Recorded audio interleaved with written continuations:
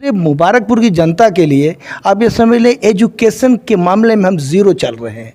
कुछ हमारे पास नहीं है। इंटर कॉलेज है, अगर हायर एजुकेशन के लिए हमें कुछ सोचना भी है तो हमें अपना कस्बा छोड़ना पड़ता है। तो सबसे पहले हम एजुकेशन पे ध्यान देंगे। हेल्थ की सुविधा है, स्वास्थ्य सुविधाओं में ये समझ लें हॉस्पिटल ना के बराबर है।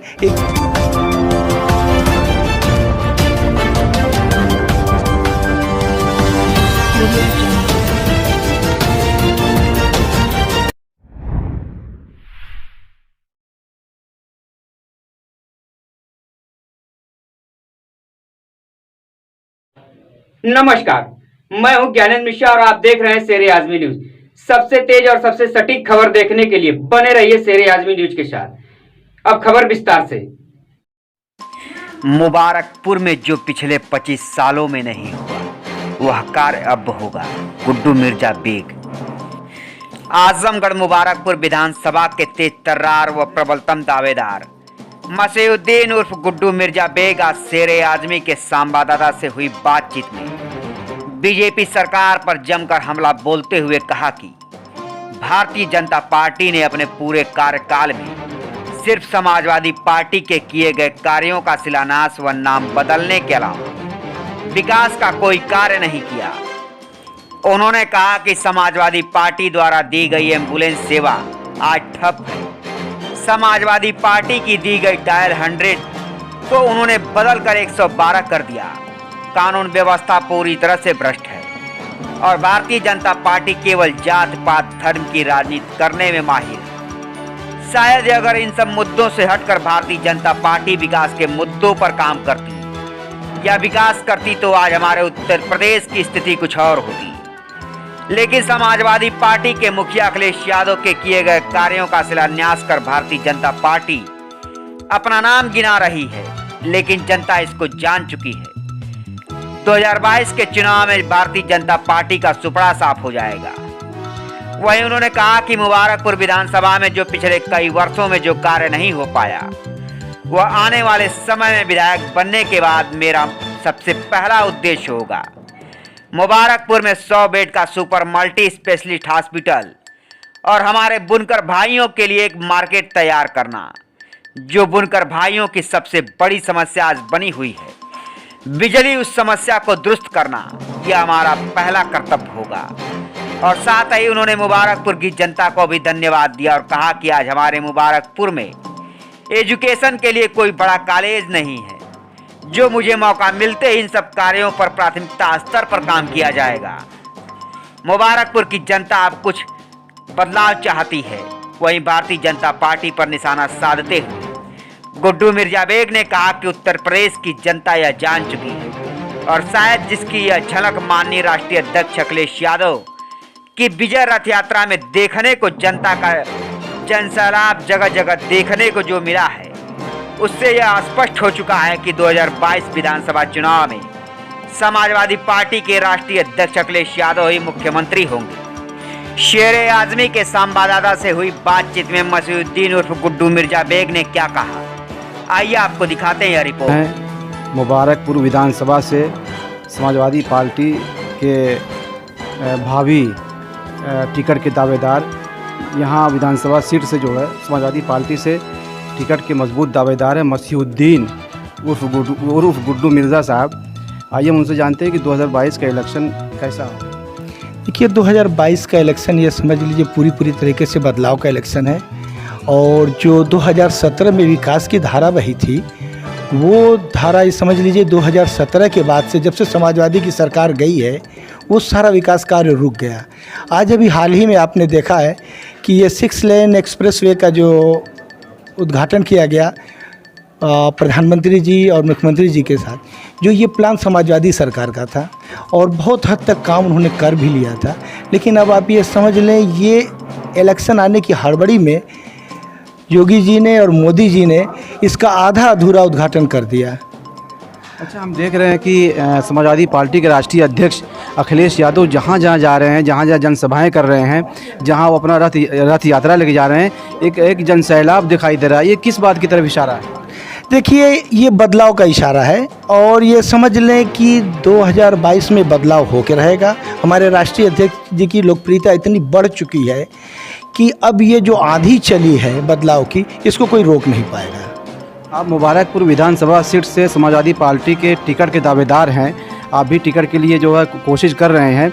अगर आपको टिकट मिला तो मुबारकपुर विधानसभा के विकास के लिए आपकी क्या रणनीति होगी और यहाँ के जो बुनकरों का मसला है, जो समस्याएं हैं, उसके हल के लिए क्या कोशिश होगी? देखिए, जब एक मजबूत सरकार मिलेगी, आपको मैं ये बता दूं कि जब हमारी सरकार 2012 में बनी थी तो यहाँ पे बुनकरों के लिए एक बड़ी मार्केट बनाई गई थी जो 10 करोड़ की लागत से बनी थी, विपणन केंद्र बना था। लेकिन सरकार बदल जाने की वजह से वो खंडर बन गया है। अब अगर हमारी सरकार आती तो सबसे पहले बुनकरों के लिए काम होगा एक मार्केट तैयार करना। और सबसे बड़ी प्रॉब्लम जो आजकल है, मुसीबत है बुनकरों के लिए, बिजली की बिल अंधाधुन आ रही है, जो कि हमारी सरकार में 70 रुपये पर पावर लूम थी और अभी बहुत बढ़ चुकी है। तो इस पर हमें काम करना जो बुनकरों के पक्ष में होगा। और दूसरे, मुबारकपुर की जनता के लिए आप ये समझ लें, एजुकेशन के मामले में हम ज़ीरो चल रहे हैं। कुछ हमारे पास नहीं है, इंटर कॉलेज है। अगर हायर एजुकेशन के लिए हमें कुछ सोचना भी है तो हमें अपना कस्बा छोड़ना पड़ता है। तो सबसे पहले हम एजुकेशन पे ध्यान देंगे। हेल्थ की सुविधा है, स्वास्थ्य सुविधाओं में ये समझ लें हॉस्पिटल ना के बराबर है। एक छोटा सा हॉस्पिटल है, कोई भी प्रॉब्लम होती है तो हमें किसी और हॉस्पिटल में बाहर जाना पड़ता है, बनारस, गोरखपुर या आजमगढ़ की तरफ रुख करना पड़ता है। अगर हमारी सरकार आती है, हमारी प्राथमिकता होगी कि एक हॉस्पिटल हम यहाँ पे 100 बेड का हमें लेना हो, बनवाना होगा। जो कि आप समझ सकते हैं, समाजवादी सरकार में अतरौलिया में वो हॉस्पिटल बना और आज अतरौलिया के लोग लाभान्वित हो रहे हैं उससे। अच्छा, आप ये बताएं कि 5 साल तक यूपी में बीजेपी की सरकार रही। इन 5 सालों में क्या यूपी को इन्होंने जो है विकास के मामले में सबसे पीछे छोड़ दिया है? देखिए, 5 साल की जो सरकार चली है, इन्होंने काम कुछ नहीं किया। जो उद्घाटन भी किया है तो हमारी परियोजनाएं थी वो पूरी हुई। और विकास के कार्य में इनका विकास बस इतना ही है कि इन्होंने नाम बदला है। नाम बदलने में जो काम किया वही है। हमारी ये योजना थी पुलिस की डायल 100, जिसको बदल के 112 कर दिया इन्होंने। जो कि जो सुविधा उस वक्त मिलती थी वो चली गई। एम्बुलेंस सेवा प्रॉपर थी, समाजवादी एम्बुलेंस, वो भी बंद हो गई। तो इन्होंने विकास न करके विकास की धारा को रोक दिया है। अच्छा, यूपी के चीफ मिनिस्टर योगी आदित्यनाथ जी कहते हैं कि बीजेपी की सरकार में जो गुंडे हैं, माफिया हैं, वो सब जेल में है या तो प्रदेश छोड़ चुके हैं। आपको छोटी सी एक घटना बताऊं कि छोटी क्या बहुत बड़ी घटना है। इसको ये समझ लें, जो लखीमपुर खीरी में मंत्री पुत्र ने जो किसानों पे गाड़ी चलाई थी और उनके पिताजी हमारे गृह मंत्री के साथ बैठे हुए हैं और गृह मंत्री कह रहे हैं मैं दूरबीन से देख रहा हूं, मुझे कोई अपराधी नहीं दिख रहा है, और टेनी साहब उनके बगल में बैठे हुए थे। तो इस तरीके का बयान अगर मुख्यमंत्री देंगे, वो गृह मंत्री देंगे, तो क्या समझा जा सकता है? ये इग्नोर कर रहे हैं, जो भी घटनाएं हो रही हैं इसको इग्नोर कर रहे हैं। आज ये सोच लें कि महिलाएं सुरक्षित नहीं हैं, महिलाओं की आबरू सुरक्षित नहीं है, और पुलिस का ये समझ लें कि जिसकी लाठी उसकी भैंस वाली पुलिस है। तो अभी इसके लिए क्या कह सकते हैं? सिर्फ इनके जुमले हैं जो पूरे नहीं हुए कभी। सर, आप ये बताएं कि मुबारकपुर की जो जन समस्याएँ हैं वो तो वहीं की वहीं रह गई। यहाँ पर जो बस स्टेशन बनने वाला था, देखिए, ये हमारे लिए बड़ा दुर्भाग्य रहा कि आज 25 सालों से समाजवादी का कोई एमएलए यहाँ से नहीं जीता, और यही वजह है कि हमारा कस्बा अनदेखा रह गया, हमारी विधानसभा अनदेखी रह गई। इस पे भी जब सरकार बनी थी पिछली समाजवादी सरकार, उसमें यहाँ रोडवेज मिला, जो कि वो भी पूरा हो गया था। आज वो भी खंडर बना दिया इस गवर्नमेंट ने। बिजली घर भी था, चले बिजली घर चालू हो गया था उस समय, तो अभी उसका फ़ायदा हमें मिल रहा है। लेकिन आप विपणन केंद्र ले लें और दूसरा रोडवेज ले लें, इन दोनों की तो हालत इन सरकार ने खस्ता कर दी। क्यों? अब वो कह नहीं सकते कि ये समाजवादी का प्रोजेक्ट था और कंप्लीट हुआ है, हमने उसको चालू नहीं किया। अब देखें, अभी सरकार बदलेगी और जल्दी से जल्दी ये दोनों प्रोजेक्ट हम लोग कम्प्लीटली सुचारू रूप से चालू करवाने की कोशिश करेंगे। समाजवादी पार्टी ज़मीन पर क्या काम कर रही है, क्या रणनीति बना रही है आजमगढ़ की 10 असेंबली सीट जीतने के लिए? देखिए, अब की बार तो 10 की 10 सीट समाजवादी की झोली में जाने की है। इसका सीधा साधा उदाहरण एक जन सैलाब उभरा जब आपने देखा होगा 17 तारीख को 17 नवंबर को हमारे राष्ट्रीय अध्यक्ष जी जब एक्सप्रेस वे पे जा रहे थे तो ये समझ लें कि दिन में 11 बजे से ले कि उनकी यात्रा शुरू हुई है और सुबह में 4:30 बजे लखनऊ में जाकर संपन्न हुई है। इस बीच हर 2 किलोमीटर पे हज़ारों की संख्या में कार्यकर्ता उनके इंतज़ार के लिए खड़े रहे। अब ये समझ लीजिए एक्सप्रेस वे पे आपको एक बॉटल पानी नहीं मिलेगा, लेकिन कार्यकर्ताओं में इतना उत्साह था कि सुबह तक वो जमे रहे।